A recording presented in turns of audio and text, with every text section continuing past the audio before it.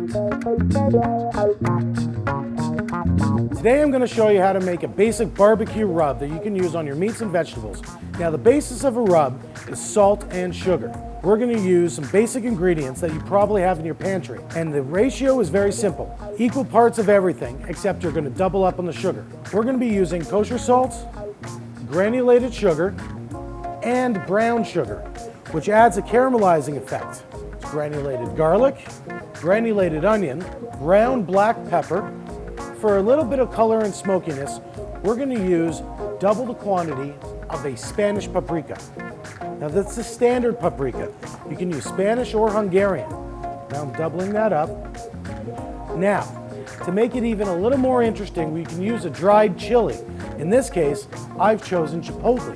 That adds an earthiness, but also a touch of heat. Now lastly, if you like it spicy, then you can add an equal portion of cayenne pepper. Then, simply take a spoon and mix the ingredients really well together until they're fully incorporated. Stamp out all the clumps.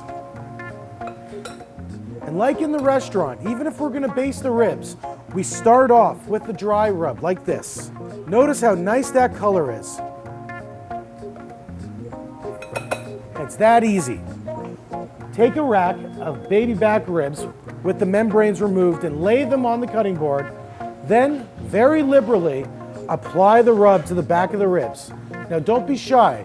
The amount of sugar ensures that you can't overpower the palate with spice. And once you have a good layer on the bottom half, repeat with a very generous portion of rub. The irony of rub is you won't need to literally rub it because the moisture in the ribs will keep the spices sticking onto it. So here you have a seasoned rack of ribs. The easiest way to do it in my mind is 250 degrees for 3 hours and you're set.